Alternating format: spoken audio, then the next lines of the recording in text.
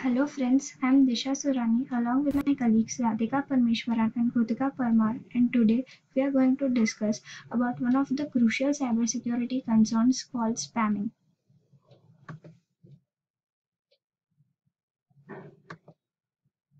What does the term spam means? Spamming is the use of electronic messaging systems like emails to send or broadcast unwanted bulk messages to large groups of people. Spam stands for sales, promotion, and marketing. Now, from where does the spammer collect the email addresses of various victims? They do so from sources such as chat rooms. Chat room is a website wherein user communities having common interest communicate or chat with each other in real time from various websites. Then from viruses that exploit the contact list of the victim from customer list, news groups, etc. And spammers can also sell these email addresses to another spammers. Now, what are the purposes behind spamming? If a company wanna advertise their commercial product, then they can overwhelm a large group of people with their advertisements. If spammer wanna collect sensitive information of users, then they can deceive people by telling them that they have won a giveaway or gift and claim the prize by reverting back with the information. Then for political motives like vote for some politician, for stock market advice, pyramid schemes, etc. Let us understand different types of spamming techniques. First one being email spamming. Email spamming mails are basically junk mails having an advertising or even irrelevant content which is sent to multiple recipients who has never requested for it. Now using email spamming technique is a very cost efficient medium because it does not cost even a penny to the spammer to send emails to huge group of masses because it is for free.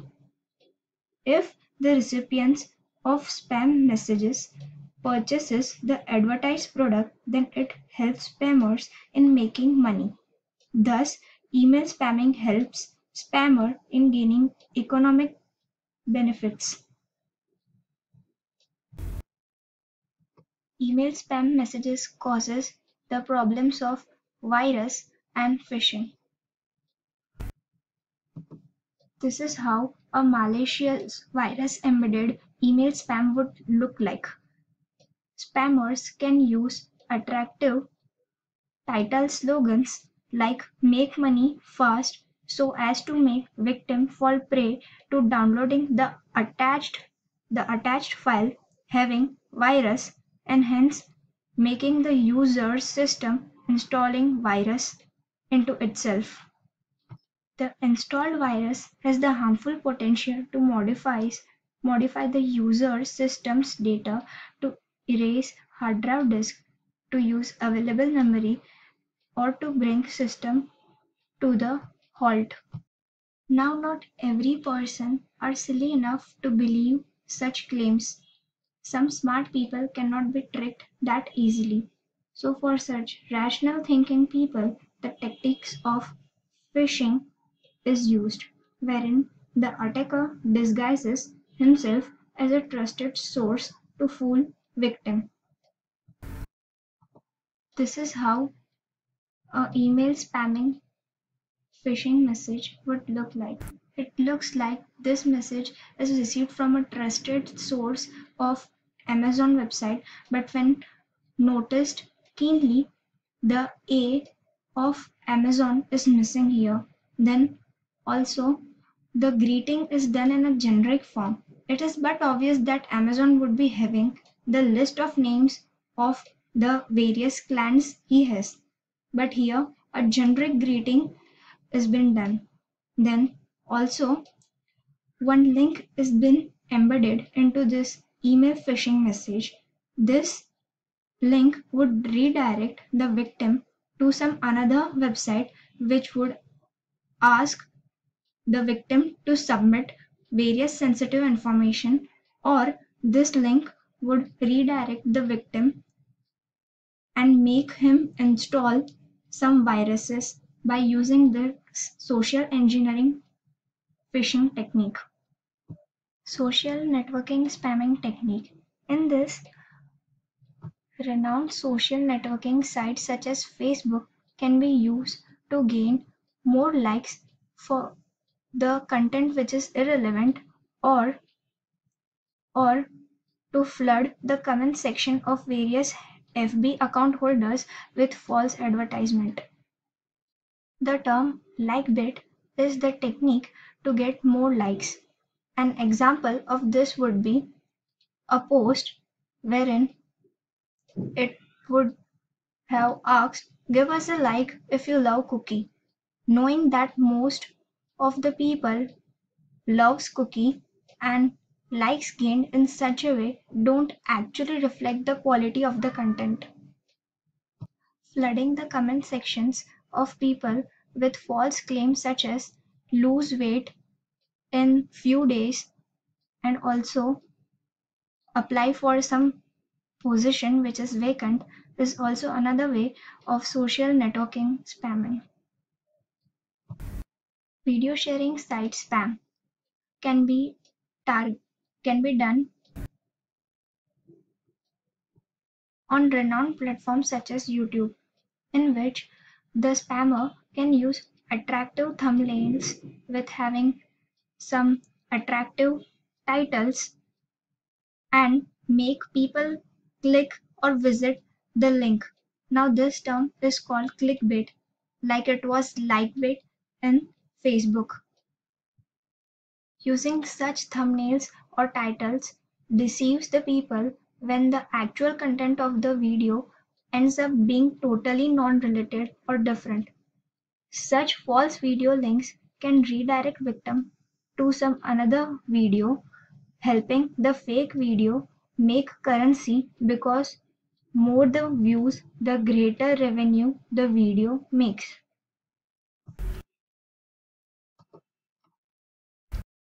Mobile phone messaging spamming technique, also known as SMS spam, is a planned activity of dodgy advertisers to send spam text messages on numerous mobile phones.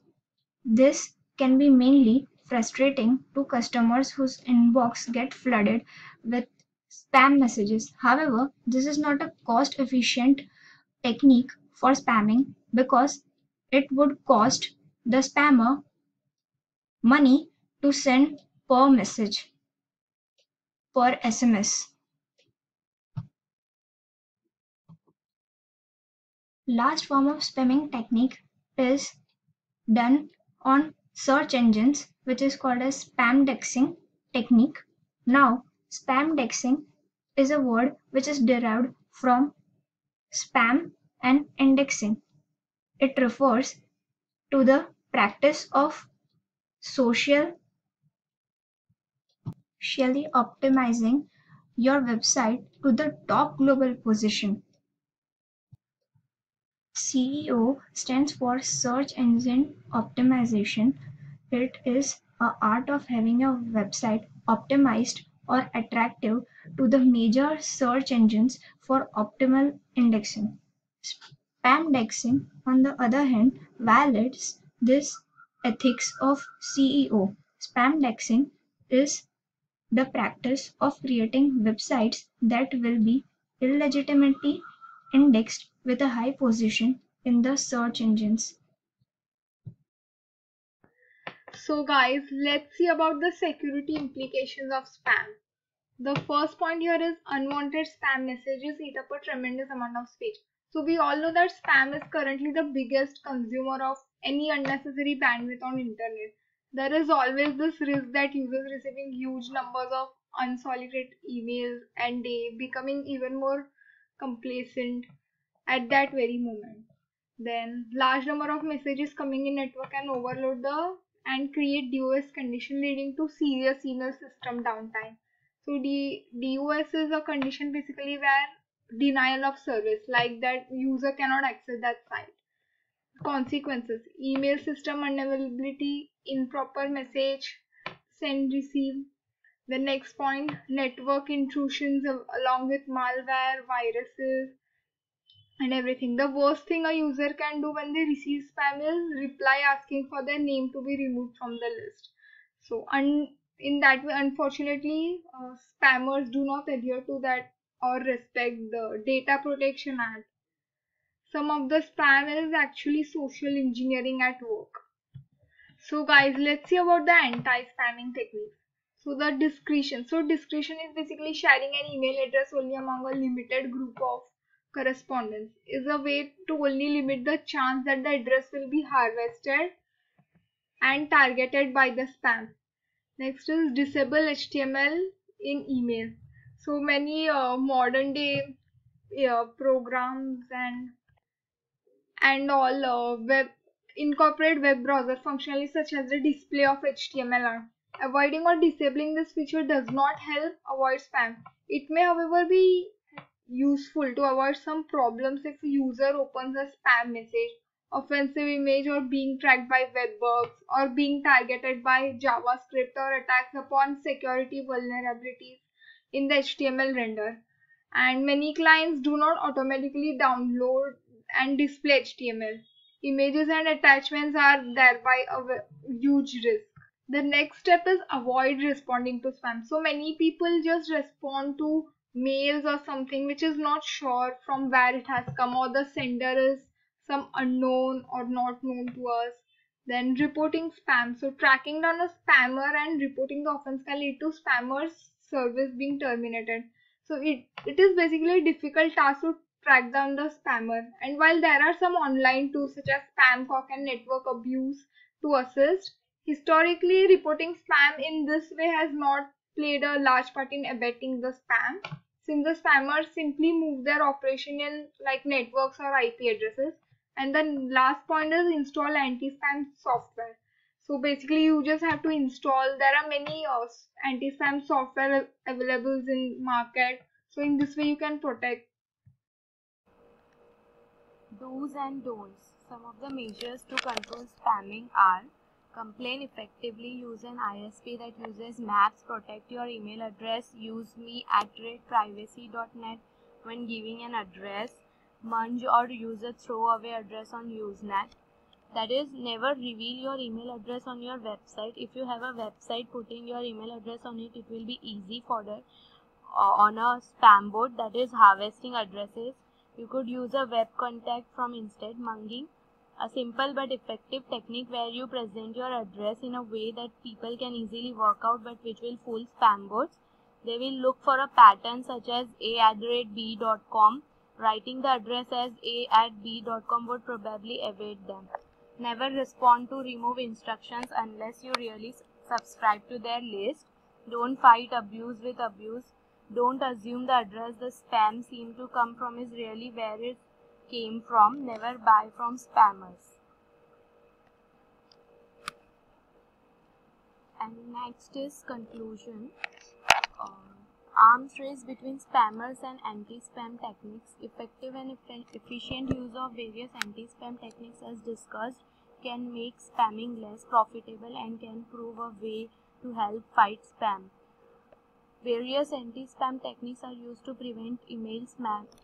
No technique is a complete solution to the spam problem, and each has trade-offs between incorrectly rejecting legitimate email as opposed to not rejecting all spam, and the associated cost in time, effort, and cost of wrongfully obstructing good mail.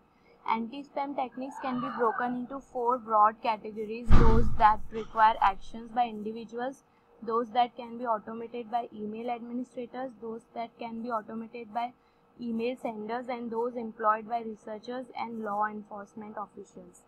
Distributed community approach is the most effective one.